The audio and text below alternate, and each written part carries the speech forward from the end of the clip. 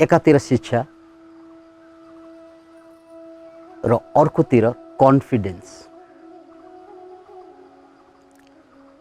हामी छोराछोरीलाई स्कुल पठाउँछौँ, आफू पनि कलेज गइरहेका हुन्छौँ र हाम्रो बुझाइ के हुन्छ भने जति राम्रो नम्बरमा पास गर्यो त्यति नै यसले राम्रो कलेज अथवा राम्रो जागिर पाउँछ।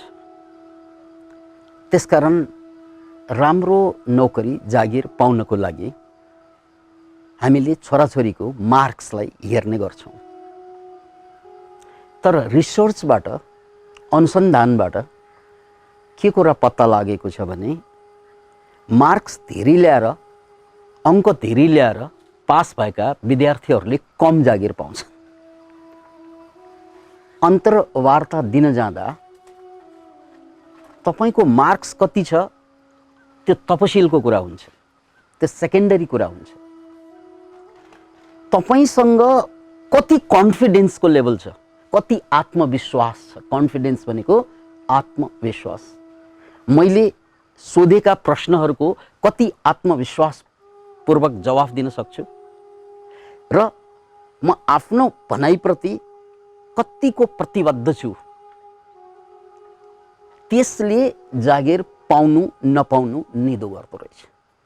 त्यसकारण सफल हुने मान्छेहरूको एउटा लिस्ट छ। त्यो लिस्टमा पढे लेखेका कम, कम पढेका बढी सफल भएका छन्। जसरी बिल गेट्सको कुरा गरौँ, जसरी स्टिभ जब्सको कुरा गरौँ, या अहिले फेसबुकका जन्मदाता मार्क जुकरबर्गको कुरा गरौँ, यस्ता हस्तीहरू जसले संसारलाई बदलिदिएका छन्, उनीहरूले धेरै पढेनन्, कलेज बिचैमा छोड्थे। नम्बर पनि अरूले भन्दा धेरै ल्याएनन् पढिरहँदा पनि, तर उनीहरू संसारलाई हाँक्ने भएका छन्। किन भन्नाले उनीहरूको त्यो कन्फिडेन्स हुन्छ नि, मैले यो एजुकेसन छोडेर पनि केही गरेर देखाइदिन्छु, त्यसलाई भनिन्छ कन्फिडेन्स। मसँग शिक्षा होस् या नहोस्, तर आत्मविश्वास त छ नि।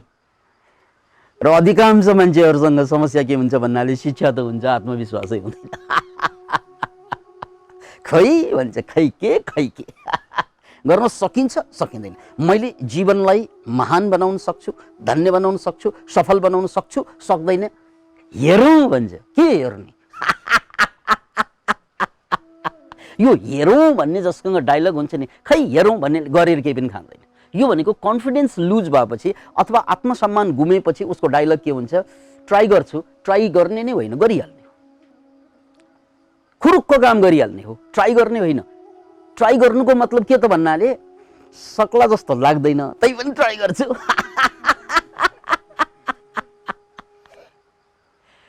तपाईलाई कसैले बोलाउनु भयो भने तपाईँ जानुहुन्छ भने म भोलि आउने ट्राई गर्छु भन्नुहुन्न, तपाईँले म भोलि आउँछु भन्नुहुन्छ।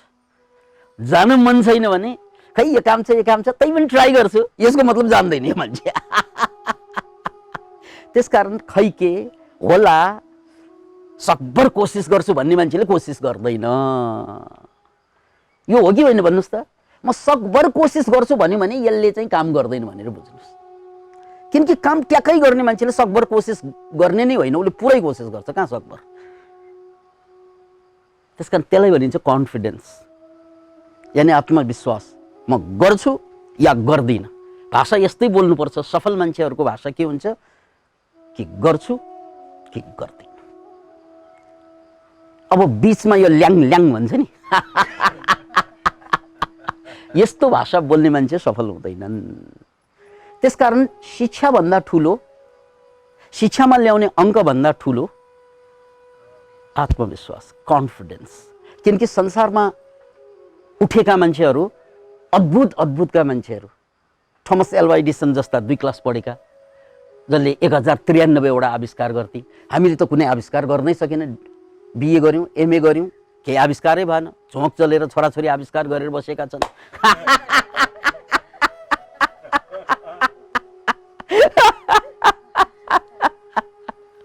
किन इमेजिन, माइकल फ्याराडे जसले करेन्टको आविष्कार गर्थे हो, 2-3 क्लास पढेका केटा। त्यसकारण यो ठुलो काम गर्ने मान्छे शिक्षा भए पनि गर्छ, नभए पनि गर्छ। नगर्ने मान्छेले शिक्षा भए पनि गर्दैन, नभए त गर्ने कुरै आउँदैन। त्यसकारण शिक्षाभन्दा पनि ठुलो कुरा, अङ्कभन्दा पनि ठुलो कुरा, पास हुनुभन्दा पनि ठुलो कुरा के चाहिँदो रहेछ? आत्मविश्वास, कन्फिडेन्स। यदि तपाईँका छोराछोरीमा या तपाईँमा कन्फिडेन्स छैन भने जिन्दगी आधा समाप्त भयो भनेर बुझिनुहुन्छ, गयो जिन्दगी। किनकि कन्फिडेन्स नभएको मान्छे शिक्षा भएर पनि काम गर्दैन, कन्फिडेन्स नभएको मान्छेको सम्पत्तिले पनि काम गर्दैन। कन्फिडेन्सै छैन भने बिहे गर्दा पनि काम हुँदैन। श्रीमतीलाई खुसी पार्ने कन्फिडेन्सै छैन, श्रीमानलाई खुसी पार्ने कन्फिडेन्सै छैन, परिवार सम्हाल्ने कन्फिडेन्सै छैन, यानी आत्मविश्वासै छैन भने यी सबै मान्छे शिक्षाको कुरा मात्र होइन, परिवार असफल बनाइदिन्छ जोसँग कन्फिडेन्सै छैन। बाबुआमालाई खुसी पार्ने कन्फिडेन्सै छैन भने उनीहरूले बाबुआमालाई कहिल्यै खुसी पार्न सक्दैन। त्यसकारण ठुलो कुरो भनेको, जीवनको सबभन्दा ठुलो कुरो भनेको के हुन्छ त भन्नाले के हुन्छ अरे? कन्फिडेन्स, आत्मविश्वास। त्यसकारण मूलतः हामीले खोज्ने भनेको, बनाउने भनेको आत्मविश्वास हो। शिक्षाका कुराहरू, ट्रेनिङका कुराहरू अनि हामीले सिकाउने कुराहरू त्यो तपसिल भनेको दोस्रो कुरा, दोस्रो लेभलको कुरा हो। पहिले त आत्मविश्वास बढाउनु पर्यो, राइट? तर हाम्रा आमा बाबा दाजुभाइलाई आत्मविश्वास बढाउनुपर्छ भन्ने त्यो कन्सेप्ट थाहा नै छैन। जबकि रिसर्चबाट अथवा एकपछि अर्को वैज्ञानिकहरूले गरेको रिसर्चबाट प्रमाणित कुरा के त भन्नाले शिक्षाबाट या ट्रेनिङबाट मान्छे सफल हुने होइन, कन्फिडेन्सबाट सफल हुने। कहाँबाट ल्याउने नि यो कन्फिडेन्स हौ? यसका थुप्रै च्याप्टरहरू छन्, हामी बिस्तारै कुरा गर्दै जाउँला। तर आज म कन्फिडेन्सको कुरा गर्दाखेरि मैले भन्नै पर्ने एउटा कुरा के छ त भने, जो मान्छे कन्फिडेन्ट हुन्छ नि आफ्नो विषयमा, अरूको विषयमा त कन्फिडेन्ट हुनु पर्दैन, तर आफ्नो विषयमा त कन्फिडेन्ट हुनुपर्छ नि। म गर्न सक्छु हो, बोल्ने मान्छे भए बोल्नको लागि कन्फिडेन्ट हुनु पर्यो, काम गर्ने मान्छेले काम गर्ने विषयमा कन्फिडेन्ट हुनु पर्यो। त्यो कन्फिडेन्स भनेको नआउनुको कारण के त भन्नाले मलाई फेल होला, त्यो गर्यो भने अरूले के भन्ला, त्यो बिग्रियो भने के होला भन्ने जुन डर छ नि, त्यो डरको कारणले गर्दा कन्फिडेन्स लुज हुन्छ। के को कारणले रे? डरको कारणले। यानी आत्मविश्वास किन हामी गुमाउँछौँ भन्नाले मैले भनिहाल्छु फेरि बिग्रिहाल्यो भने। त्यसकारण यहाँ बुझ्नुपर्ने कुरा, कन्फिडेन्सलाई बढाउनको लागि सबभन्दा पहिला मैले काम गरिसकेपछि त्यो सफल हुनुपर्छ भन्ने मेरो आग्रह हुनैपर्छ। यो काम गरेपछि यसको परिणाम आउनै पर्छ भन्ने मेरो आग्रह हो। यो असफलताको कारण बन्छ, मेरो आत्मसम्मान या मेरो कन्फिडेन्स लुज हुनुको कारण बन्छ। त्यसैले दुई कुरालाई बुझौँ, एउटा प्रक्रिया र अर्को परिणाम, जसलाई कर्म र फल भनिन्छ नि। प्रक्रिया भनेको कर्म, परिणाम भनेको फल।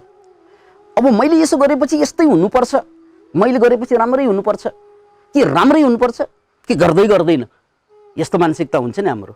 मैले गरेपछि एकदमै सफलै हुनुपर्छ, नभए म गर्दिनँ भन्ने मान्छेले कहिले पनि काम गरेर खाँदैन। त्यसकारण सफल हुनु खोज्नु होइन क्या, किनकि फल प्राप्ति तपाईँको अधिकार बाहिरको कुरा हो, होइन? तपाईँले फल त ल्याउन सक्नुहुन्न, तर तपाईँले कर्म त ल्याउन सक्नुहुन्छ नि, प्रक्रिया। त्यसकारण मैले प्रक्रियामा रमाउने हो, गर्नुमा। जस्तै मैले बोल्दा गल्ती हुन्छ कि भनेर डराउने होइन कि बोल्नु खोज्नु नै ठुलो कुरा हो क्या। काम गर्दा बिग्रिएला भनेर डराउने होइन कि काम गर्नु खोज्नु नै ठुलो कुरा हो। किनकि काम गर्नु मेरो बसको कुरा, तर काम गरिसकेपछि सफल हुन्छ कि हुँदैन मेरो बस बाहिरको कुरा हो, होइन? भन्नुहोस् त। त्यसकारण मेरो बस बाहिरको कुरामा मैले ध्यान पुर्याएँ भने म असफल हुन्छु या मैले आत्मविश्वास गुमाउँछु। तर मेरो आत्मविश्वास त के छ त भन्नाले, होइन, काम गर्नुमा त आत्मविश्वास छ, म गर्छु हो, तर गरेपछि के हुन्छ, सफल हुन्छ कि हुँदैन, यस्तो यस्तो गर्छ नि यस्तो यस्तो नगरौँ न हौ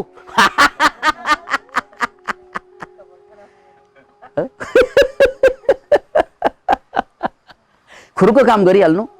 त्यो काम बिग्रियो भने त्यो कामले तपाईँलाई सिकाउँछ। के गर्छ रे? सिकाउँछ। बिग्रियो भने त्यो कामले सिकाउँछ। त्यसकारण सुरुमा गुरुले सिकाउनुहुन्छ, पछि गल्तीले सिकाउँछ। याद राख्नुहोस् यो कुरा, सुरुमा गुरुले सिकाउने हो, पछि गल्तीले सिकाउने हो। त्यसकारण गल्ती गर्ने आँट गर्नुहोस्।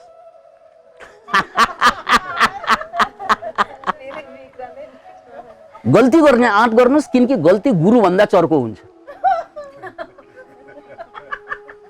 गल्ती गुरुभन्दा चर्को हुन्छ। गुरु त सधैँ पासमा रहनुहुन्न, साथमा रहनुहुन्न, तर गल्ती त जति पनि साथमा रहन्छ। त्यसकारण सुरुमा गुरुले, पछि गल्तीले सिकाउँछ हामीलाई। अनि यदि काम बिग्रिहाल्यो भने सिकिहाल्यो, बनिहाल्यो भने राम्रै भयो। त्यसकारण कन्फिडेन्स किन लुज गर्छन् मान्छेले? यो संसारको सबभन्दा ठुलो धन शिक्षा होइन, यो कुरा बुझ्नुहोस्। अङ्क होइन, यो बुझ्नुहोस्। धन सम्पत्ति होइन, परिवार पनि होइन। सबै छ तर मेरो आँटै छैन भने सबै हुनु र नहुनु बराबर हुन्छ। त्यसकारण त्यो आँट मैले किन गर्दिनँ त भन्नाले बिग्रिएला कि भन्ने होइन र।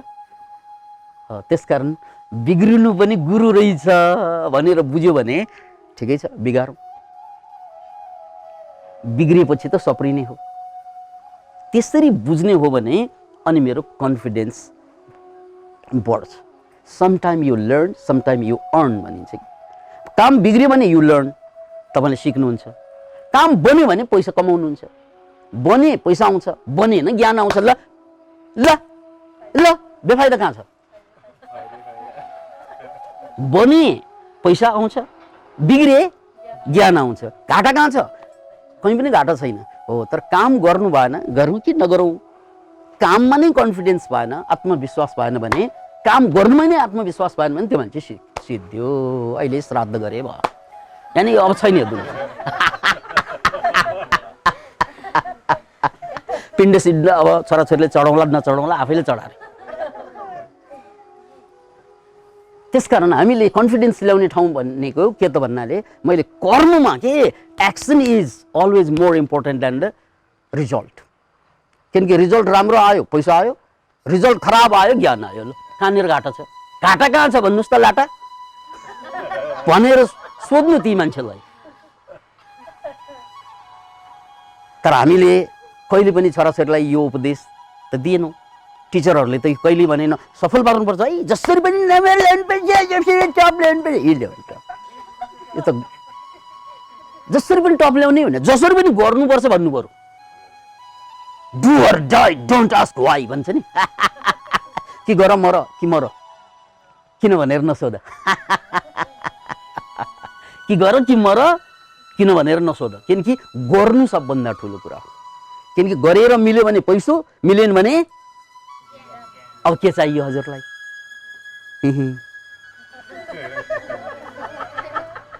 यसरी कन्फिडेन्सको लेभल, यो बुझाइ आयो भने कन्फिडेन्सको लेभल बढ्छ। Thank you.